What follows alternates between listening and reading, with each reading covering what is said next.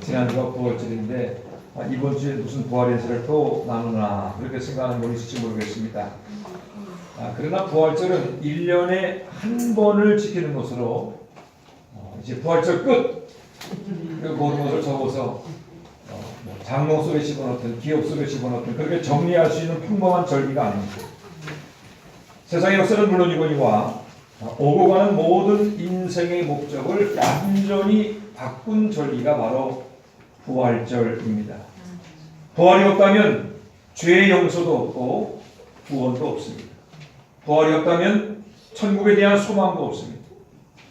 죄사함도 없고 구원도 없고 천국에 대한 소망이 없는 그런 인생을 우리가 산다면 우리 삶은 짐승과 다를 바 없는 비참한 인생이 될 것입니다. 그러나 예수 그리스도께서 죽음을 이기시고 부활하심으로 우리는 죄사함과 구원과 천국의 소망을 갖게 되었습니다.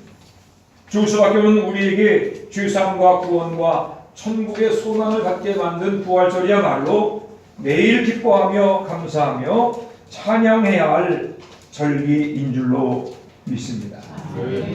더구나 우리가 일주일마다 맡게 되는 주일은 주님의 부활을 기억하며 감사하고 예배하는 작은 부활절입니다. 매주일 주님의 부활을 기억하고 예배를 드리는 것처럼 우리 매일매일의 삶도 주님의 부활을 기억하고 나의 부활을 소망하는 기쁨과 감사의 날이 되기를 주님의 이름으로 축원해 드립니다.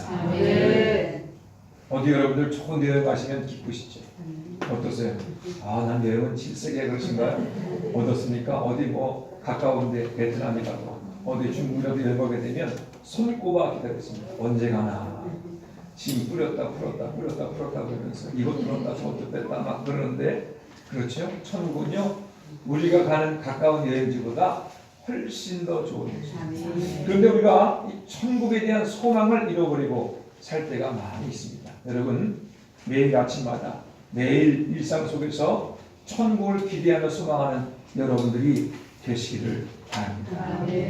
주님이 부활하였습니다. 승천하였습니다. 그렇지만 주님의 사역은 그렇게 끝나지 않았습니다. 주님의 약속처럼 성령께서 이 땅에 임하시고 주님의 몸된 교회, 주님 머리 되시는 교회가 세워지게 되었기 때문입니다. 사도행전은 복음이 예루살렘과 온 유대와 사마리아와 땅 끝까지 이르러 전파되는 과정과 아울러서 주님의 몸된 교회가 어떻게 세워지게 되었는가를 우리에게 설명해 주고 있습니다. 오늘 본문 기록된 사도행전 12장 이 말씀은 사도행전에서 분기점이 되는 그런 장입니다. 사도행전 12장 이전까지가 사도들을 중심으로 복음이 예루살렘과 유대와 사마리아까지 전파되는 과정을 기록한다고 하면 13장 이후부터는 이제는 바나바와 바울, 특별히 이방인의 사도로 부름받은 바울을 중심으로 복음이 이방 땅에 전파되는 과정을 기록해 놓고 있습니다. 예루살렘 교회는 한마디로 위대한 교회였습니다. 사도행전의 12장 이전까지 선교의 모든 역사를 끌어가던 이 예루살렘 교회는 사도들의 능력으로 예수 그리스도의 복음을 담대하게 선포하고 또 복음을 선포할 때 성령께서 그들과 함께 하심으로 더러운 귀신이 떠나고 질병이 치유되는 표적이 나타났습니다. 예루살렘 교회는 복음의 능력과 함께 사도들의 가르침을 받고 성도가 서로 교제하고 기도하기에 힘쓰는 아름다운 교회였습니다. 예루살렘 교회에 박혀있는 그런 예수 믿지 않는 사람들이 예루살렘 교회 신자들의 변화된 모습을 보고서 주변 사람들이 교회를 칭찬하게 되었습니다. 칭송받는 교회, 그 결과 예수님을 믿는 사람들이 점점 늘어나게 되었고 나중에는 허다한 제사장의 무리도 예수님을 믿게 되었습니다. 복음의 능력은 예루살렘에만 머무는 것이 아닙니다. 유대교의 박해를 받아서 스데반이 순교하게 되고 예루살렘 교회 신자들이 예루살렘 밖으로 뿔뿔이 흩어지게 되었습니다. 흩어진 신자들은 사마리아에 가서 복음을 전하게 되었고 그곳에 예루살렘 교회에 임했던 것 같은 표적이 나타나게 되었습니다. 사도들이 사마리아 교회를 찾아와서 신자들에게 안수해 주었습니다. 그때 사마리아 교회 신자들에게 성령이 임함으로 말미암아 사마리아 땅에도 예루살렘과 똑같은 주님의 몸된 교회가 세워지게 된 것을 성령께서 확증해 주셨습니다. 그뿐만이 아닙니다. 예수권의 복음은 사마리아를 넘어서 이방의 땅, 그 입구라고 할 수 있는 안디옥에도 전파되게 되었습니다.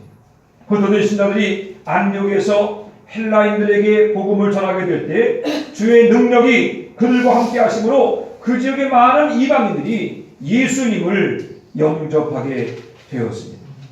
오늘 본문 12장은 안디옥 교회를 통해서 이방 선교의 문이 활짝 열려지기 직전에 예루살렘 교회에서 일어난 박해를 기록하고 있습니다.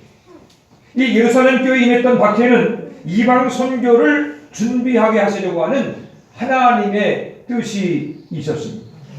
어떻게 예루살렘 교회에 임한 박해가 이방 선교를 준비케 하려고 하는 하나님의 뜻일 수가 있겠습니까?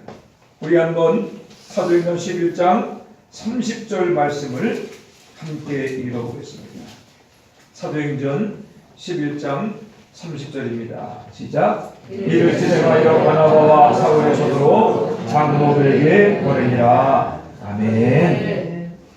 이 말씀의 배경을 여러분이 알고 계시죠? 글라우디오 황제 때에 로마 전역에 큰 흉년이 임하게 되었습니다. 그래서 안디옥 교회가 생각하기를 예루살렘 교회가 흉년으로 큰 어려움을 겪고 있겠다는 것을 알고 이 안디옥 교회가 자신에게 복음을 전해준 모교인 예루살렘 교회의 교회를 돕기 위해서 구제헌금을 거두었습니다. 그리고 그 구제헌금을 누구에게 맡겼냐게 되면 바나바와 사울에게 맡겨서 예루살렘 교회에 가서 전달을 좀 해달라 그렇게 한 것입니다. 사도행전 12장 1절은 이렇게 시작합니다. 그때에 헤롯 왕의 손을 들어 교회 중에 몇 사람을 해하려 하매 그랬습니다. 여기서 그때는 어느 때를 말합니까? 어느 때죠? 그때는 어느 때죠? 어느 때요? 그때가 2019년은 아닙니다. 어느 때요? 그때가? 네, 바나바 사울이 안디옥 교회에 구제헌금을 가지고 예루살렘에 도착했을 그때를 말합니다. 그러니까 바나바 사울이 안디옥 교회 구제헌금을 가지고 예루살렘 교회를 도착한 그때에 헤롯 왕이 손을 들어서 예루살렘 교회를 핍박하기 시작했다라고 하는 것입니다. 여러분 한번 생각해 보시기 바랍니다. 이 모든 일이 우연일까요? 어떻습니까? 로마 전역에 흉년이 들고 바나바 사울이 안디옥 교회 구제헌금을 가지고 예루살렘에 도착을 하고 도착한 그때 예루살렘 교회가 박해를 받게 된 것, 이 모든 것이 우연이겠느냐 하는 겁니다. 하나님의 역사에는 우연이 없는 줄로 깨닫게 되기를 바랍니다. 하나님께서는 시간과 사건의 시절과 날짜를 통해서 하나님의 구원 역사를 이루고 계십니다. 모든 것이 다 하나님의 섭리입니다. 모든 것이 다 하나님의 계획하심입니다. 바나바와 사울은 예루살렘 교회에 도착을 해서 예루살렘 교회가 헤롯을 통해서 임한 박해를 이겨나가는 그런 과정을 지켜봄으로써 장차 자신들이 이방을 향해서 복음을 들고 나가게 될 때 어떻게 자신에게 임하게 되는 박해와 도전을 이겨낼 것인가 라고 하는 그런 것에 대한 가르침을 받게 된 것입니다. 이 말씀 가운데 보니까 헤롯이라고 하는 이름이 나옵니다. 여러분 성경에는 헤롯이라고 하는 이름이 종종 등장을 합니다. 이름은 같지만 인물은 다릅니다. 예수님이 탄생하실 즈음에 그 지역을 통치했던 사람은 헤롯 대왕이고요. 그리고 세례 요한을 죽이고 예수님이 심판을 받을 때 예수님을 조롱했던 사람은 헤롯 대왕의 아들인 헤롯 안디바였습니다. 그리고 오늘 본문에서 예루살렘 교회 야고보 사도를 죽이고 그리고 베드로를 죽이려고 했던 그 헤롯은 헤롯 대왕의 손자인 헤롯 아그리파 1세였습니다. 할아버지도 그렇고 그 아들도 그렇고 손자도 그렇고 교회를 핍박하는데 앞장섰던 그런 사람들. 헤롯 아그리파 1세가 야고보 사도를 죽인 것은 정치적인 이유 때문이었습니다. 헤롯은 에돔 사람입니다. 그래서 유대 종교 지도자들에게 멸시를 받았습니다. 자신이 다스리는 지역에 유지했던 유대 종교 지도자들의 지지를 얻고 그들에게 존경받기 위해서 이들이 눈에 가시처럼 생각하고 있던 기독교를 박해하기 시작한 겁니다. 예루살렘 교회 지도자인 야고보 사도를 죽인 헤롯은 유대교의 종교 지도자들이 자신이 한 일을 기뻐하는 것을 보면서 이번에는 베드로 사도를 죽이려고 그를 잡아서 옥에 가둔 것입니다. 유대 전통은 6월절 기간에는 사형집행을 금지하고 있었기 때문에 이 기간이 지나면 베드로를 처형하려고 베드로를 옥에 가두고 4명을 한 조로 해서 4개 조를 베드로 한 사람을 지키는 감시병으로 세우게 된 것입니다. 6절부터 13절 말씀까지를 보게 되면 베드로가 그 삼엄한 경비망을 뚫고 어떻게 감옥에서 나올 수 있게 되었는지를 설명하고 있습니다. 하나님께서 주의 천사를 보내어서 베드로를 감옥에서 꺼내 주었습니다. 저절로 손에 묶여있던 사슬이 풀려지게 되었습니다. 감옥을 지키는 보초로는 있는 2개의 수소를 지나서 시내로 향하는 철문이 저절로 열려지는 동안에 베드로를 지키고 있던 이 경비병은 전혀 베드로가 옥에서 나가는 것을 눈치채지 못했습니다. 하나님의 능력으로 말미암아 이런 놀라운 기적이 이루어지게 된 것입니다. 감옥에서 나온 베드로가 제일 먼저 찾아간 곳은 마가 요한의 어머니 마리아의 집이었습니다.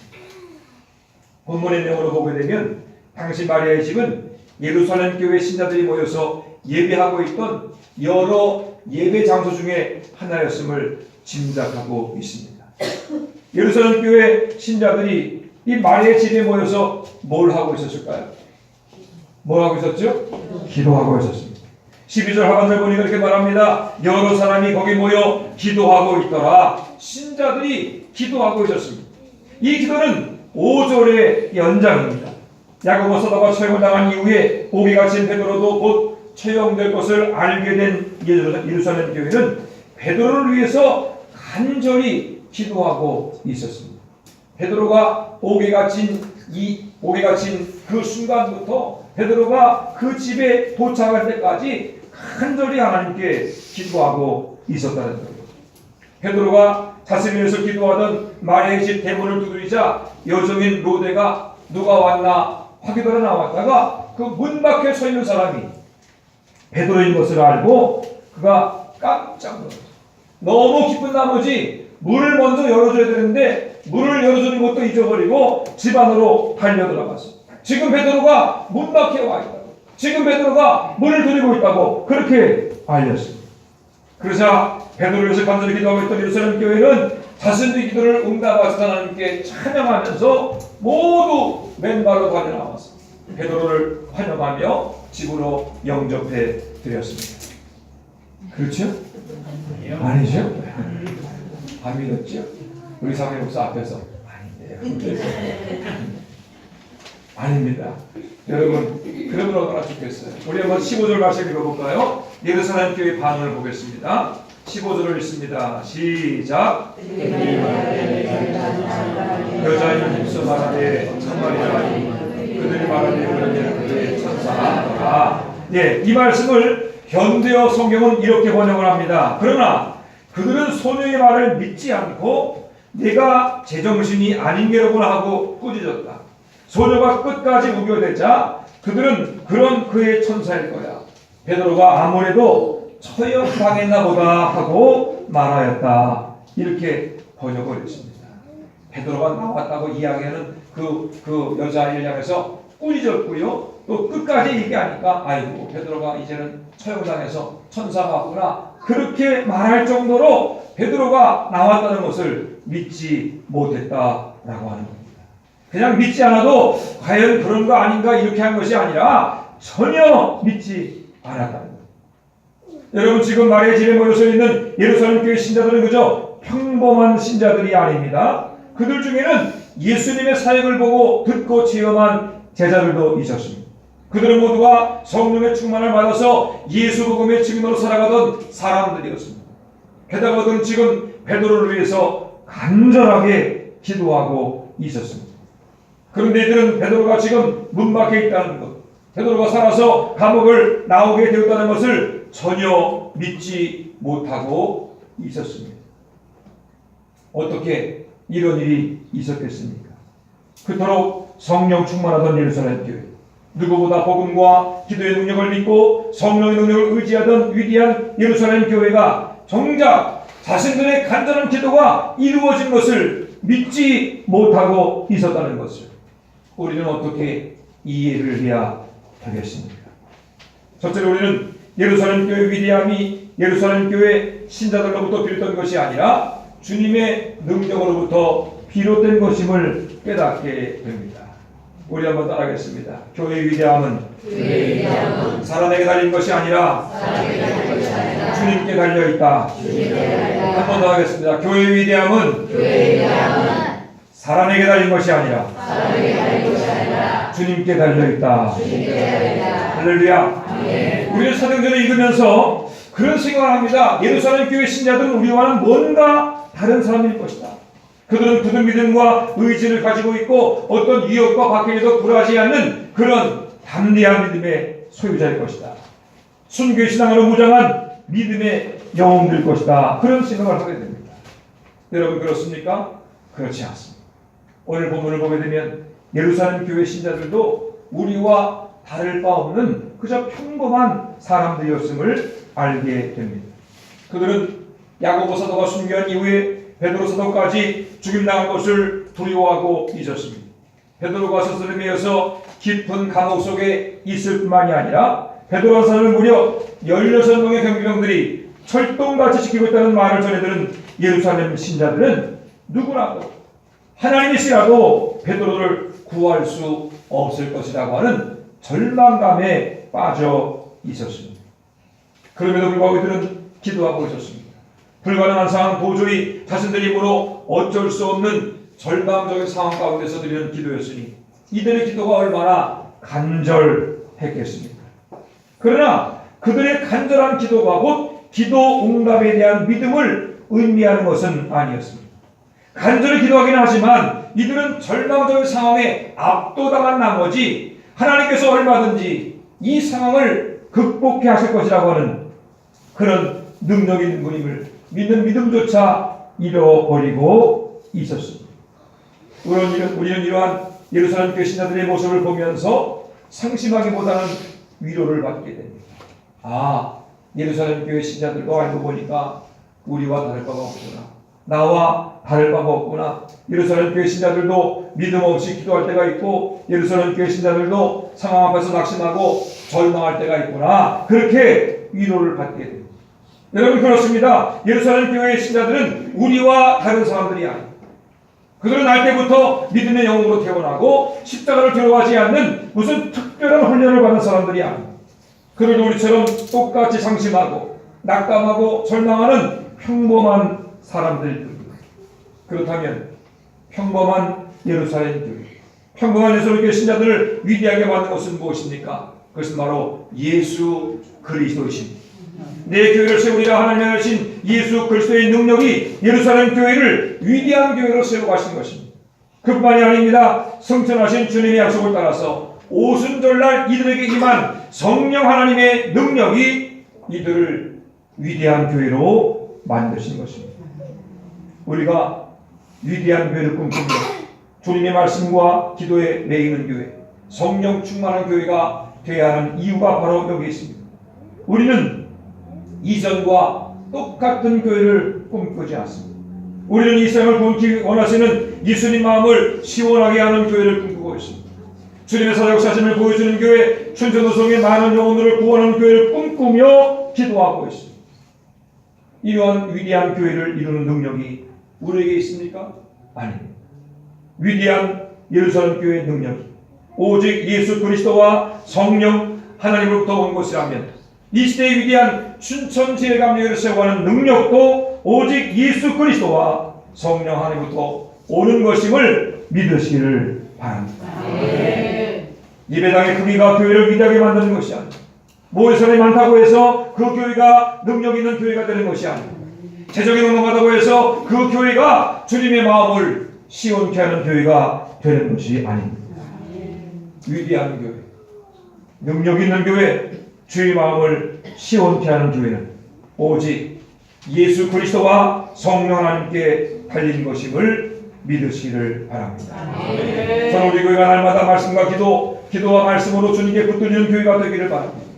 믿음의 주요 온전케 하시는 이 예수 그리스도를 향한 시선을 잃지 않고 언제나 말씀에 순종하며 성령 충만하시기를 바랍니다. 아멘. 그리함으로 불신의 시대와 절망적인 상황을 이겨내고 영원하신 하나님 예수 그리스도를 땅끝까지 전파하며 춘천도 속의 많은 영혼들을 구원하는 위대한 춘천 제일감리교로 세워지게 되기를 주님의 이름으로 축원해 드립니다.